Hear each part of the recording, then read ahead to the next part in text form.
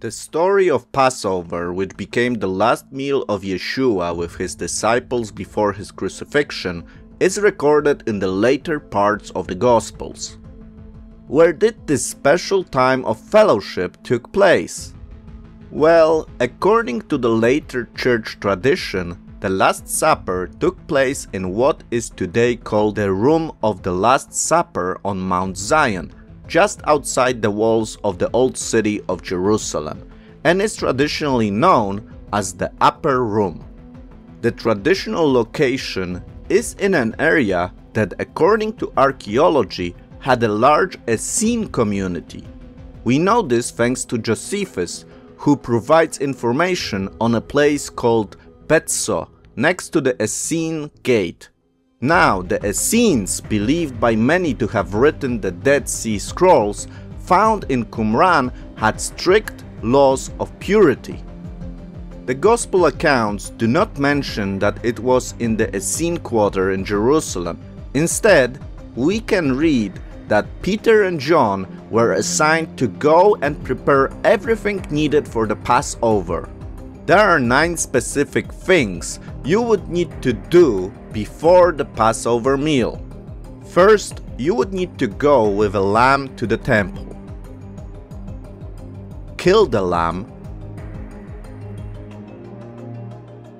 The blood of the lamb would be poured into a bowl.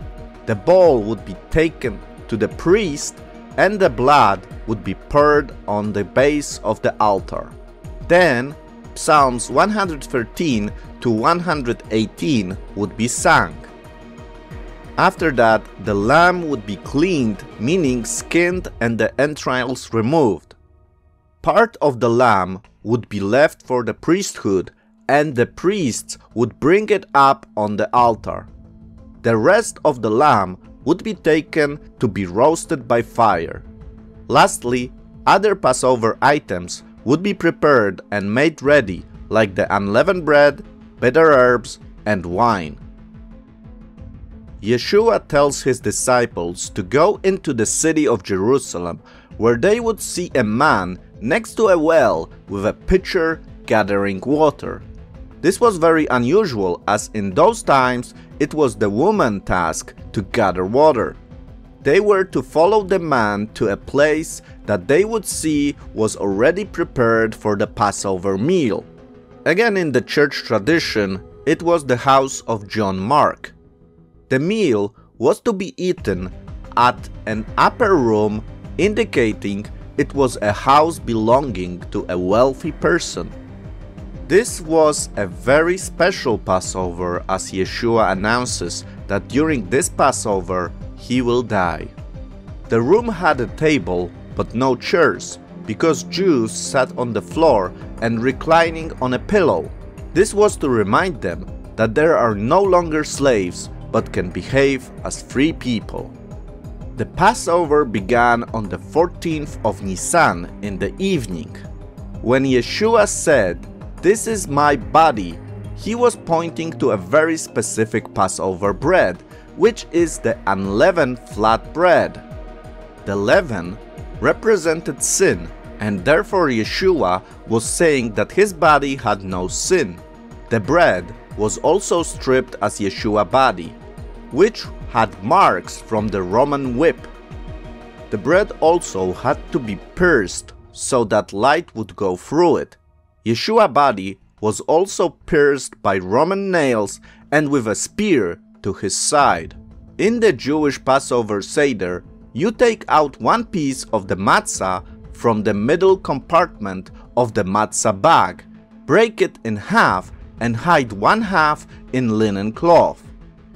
This part of the half matzah bread remains hidden until the later part of the evening. This practice is done even till today, but there are no good explanations provided by Judaism why is this performed in this particular way. According to the Messianic Judaism, the 3 unleavened breads in the matzah bag represent 3 persons of the Godhead: the Father, the Son, and the Holy Spirit. The breaking of the middle loaf is a picture of Yeshua's death. and the wrapping in linen cloth that is hidden represents his burial. The reappearance of the loaf later in the ceremony symbolizes Yeshua's resurrection. It is also important to remember that during Passover Seder you are to drink 4 cups of wine. As everything in Jewish tradition, this also has a very specific meaning. 2 cups are drunk before the main meal and the other 2 after the meal, which is joined with an unwrapping of the hidden loaf of bread.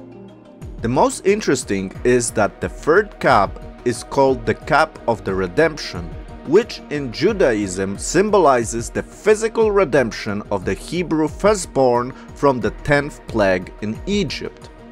In the case of Yeshua, it is the 3rd cup because he rose on the 3rd day.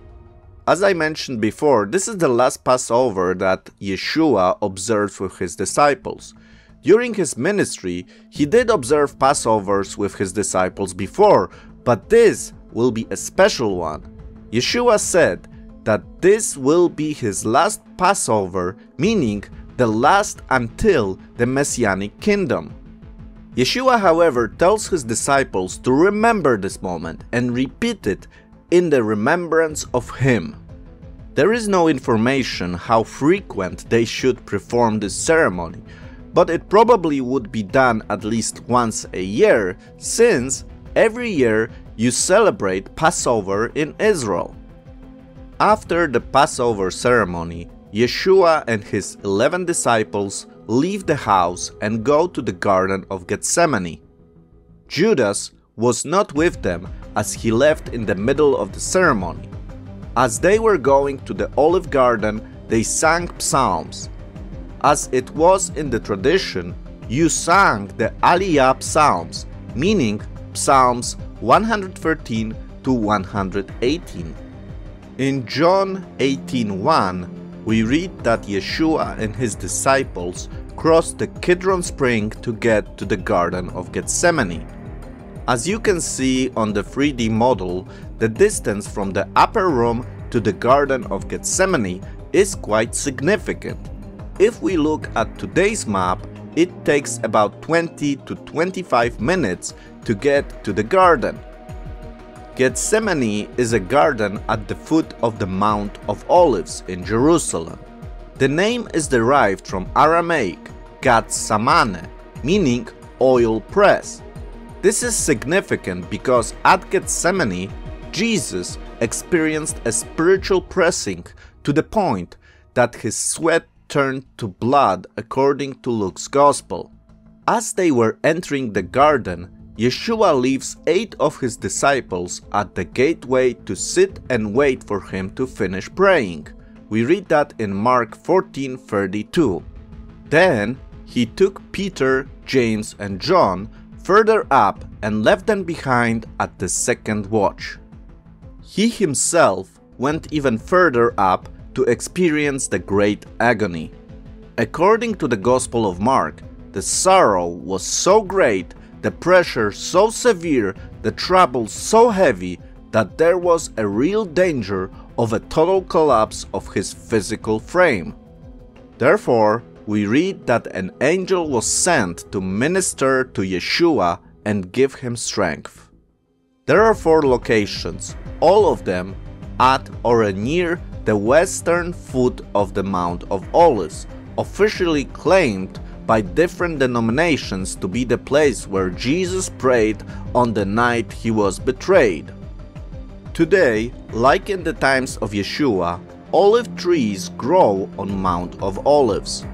A study conducted by the Italian National Research Council in 2012 found that 3 of the olive trees in the garden are amongst the oldest known to science. DNA tests show that the trees were originally planted from the same parent plant. This could indicate an attempt to keep the lineage of the older individual intact. Then again, the 3 trees tested could have been sprouts reviving from an older roots. Alone in the Garden of Gethsemane, Yeshua addresses his father with a plea to take away the cup he would have to drink. We read that in Mark 14:36, but at some time he emphasizes that it is more important what the Father wants rather than the Son. The question is, what is this cup that Yeshua refers to? Several suggestions have been provided. The first one is that it was his physical death. But that doesn't make sense, because what was the point of the incarnation? God had to become a man to die. The other option is that it is referring to a premature death. This option suggests that Jesus was worried that he will die before getting to the cross. But again, it does not take into account that Jesus was in full control of his death. No Roman, Jew, or Satan would be able to kill him if he did not want to die. We read that many times in the Gospels. So the third option is that the cup is meaning the wrath of God resulting in spiritual death. Separation from God the Father. This makes sense if we remember that in Leviticus 17:11 it is the physical death required and not the spiritual death. To end this video, I would like to give 3 specific applications we can take from the prayer recorded in the Gospels. Ask God for something, but then acknowledge that you want His will to be done. When our prayers are not answered, it does not mean we do not have faith. Sometimes it is because of lack of faith, but sometimes God does not answer because He knows better. When Jesus returns to His disciples, He finds them sleeping, symbolizing that He is alone and is facing this enormous task that is ahead of Him. I will continue this story in the next video, so make sure you subscribe to this channel, hit that like button, and stay tuned.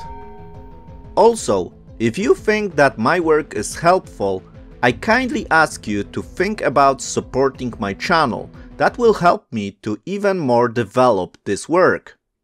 You can do that by joining the Israel My channel.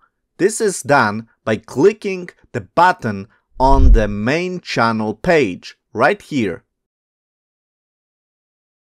Soon we are entering a time when Christians and Jewish people will celebrate very important holidays. Jewish people will celebrate the holiday of Passover, while the Christians will celebrate the passion, death, and resurrection of Yeshua.